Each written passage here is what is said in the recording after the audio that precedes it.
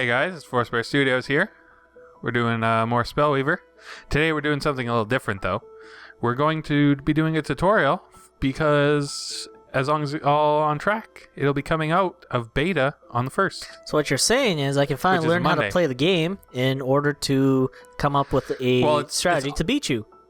Yes. Well, it's on Steam is the big thing, so there'll be a lot of new players, and we figure we'll go over a tutorial for anyone looking up how to jump into the game. So some worthy adversaries will finally be able to come challenge me. Yes. Wonderful. Or there's young blood to take advantage of, in my case, but, you know, to each their own. That sounds a little dirty, but... and wrong. Only because you make it. Just putting that out there. So, anyway, you probably, if you've started the game, it has a tutorial, tells you the basic gameplay features and everything. And then you get to choose a starter deck. This is the blue area here. It's a green area. There's a purple area up here. Red, white, and black. And each of those is one of the aspects and is one of the starter deck options. So we've chosen the black starter deck on this account. And so we have this area unlocked at the moment. Doesn't really look unlocked to me. It looks pretty locked, except for one quest area. Yeah. Well, we'll do the quest areas in a bit. I'll cover gold first. So you have two main resources in the game. You have gold. Crystals here is kind of it's a derivative of gold, and it's not really a resource. And you have fame as the second resource. Fame allows you to do is level up.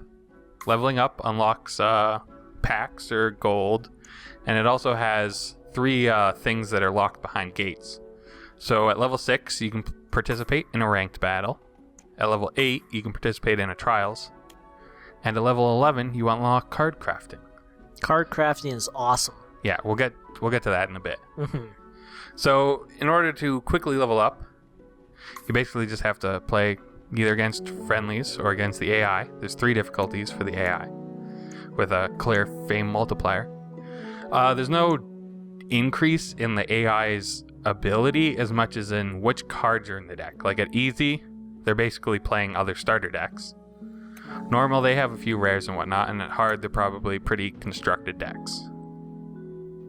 So all in all, AI's dumb. The difficulty decides what card is better. Yeah, basically, the AI is going to play the same, and yeah. Fair enough. That's their fair. Card quality goes up is the issue. Quality, right. So here is the quest screen, as we've seen before. And when you first unlock it, you'll have one quest icon here, and then the other ones will be locked in that area. In order to unlock them, you have to complete a certain task. So play 5 quick games with a corruption hero, or defeat a PvE challenge. And when you complete this, you'll also get a few cards rewards, and this quest section will open up for you. So at the moment we have this quest selected, which has us defeat a PvE challenge and gives us a bit of gold. And so you can only select one quest from an area. So at the moment we only have the corruption area, so we can only choose one quest to have running at the same time. And quests reset every 8 hours. So if you really want to get the best out of your time, you want to do the quests every 8 hours. But that's really a lot of time. Like dailies is fine. You know, whatever suits you. And to unlock the other areas, you have to acquire the starter deck for that area. And then that will open up the other sections for you to complete their quests. So on and so forth until you unlock the whole field here. So there's quite a lot to do. So what about the one quest that's in the top right there? Ah yes, there is a special quest. These ones are the Academy quest. It's a special area. You can only complete its quest every 3 days. But its quest is more difficult and has a better reward. The rewards are great and definitely worth it. Yeah, like at the moment it's 10,000 gold here, and that basically gets us a pack. So yeah, it's pretty worth it. Do it whenever you can. And your rewards from quests vary. So, gold. Gold's probably the lowest. You can get a small pack from a quest, or you can get the normal pack, or you can get a good pack, or an evil pack.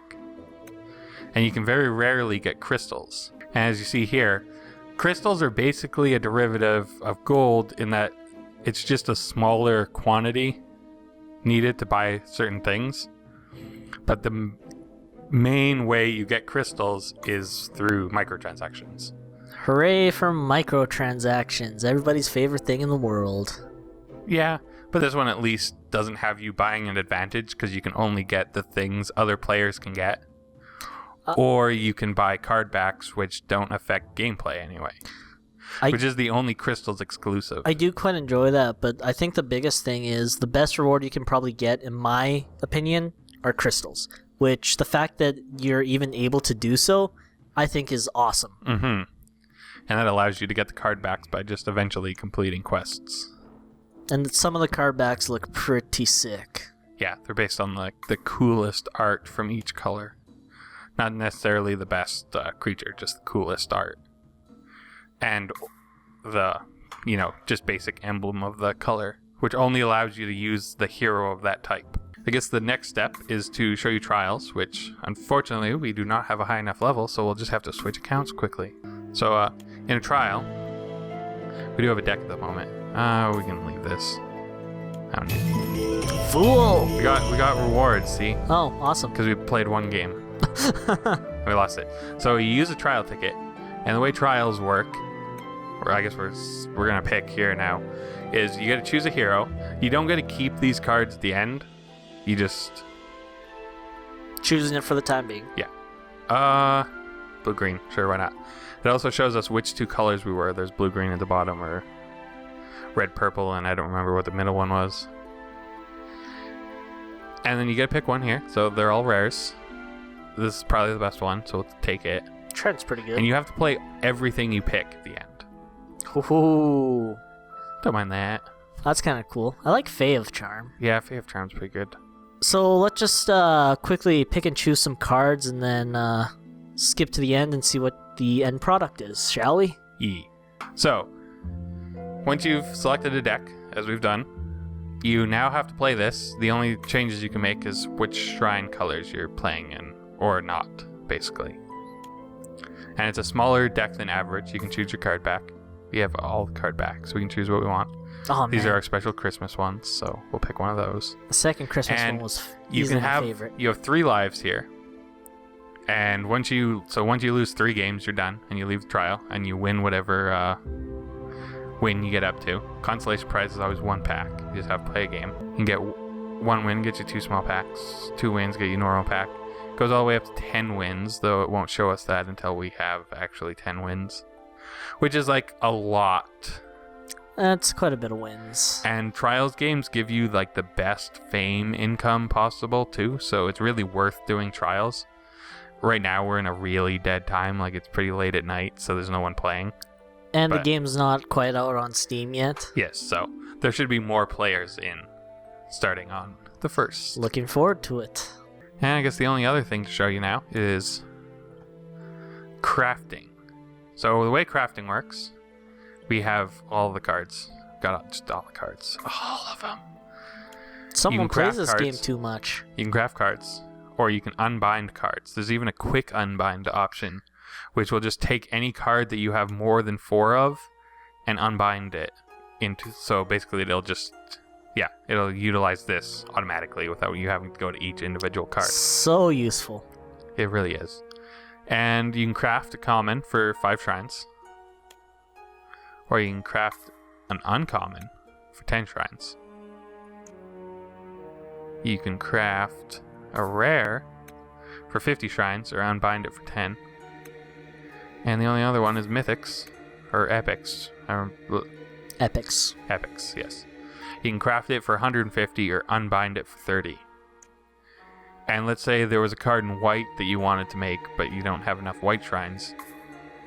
You can craft 2 of another shrine into a basic shrine of another type to get those last few you need to craft something. 2 for 1's pretty useful. It really is. I felt like that was really well thought out, honestly. There we go. We can use the unbind here. Doo-doo. So it says we have 2 commons and a rare that we can unbind. Yay! Got 14.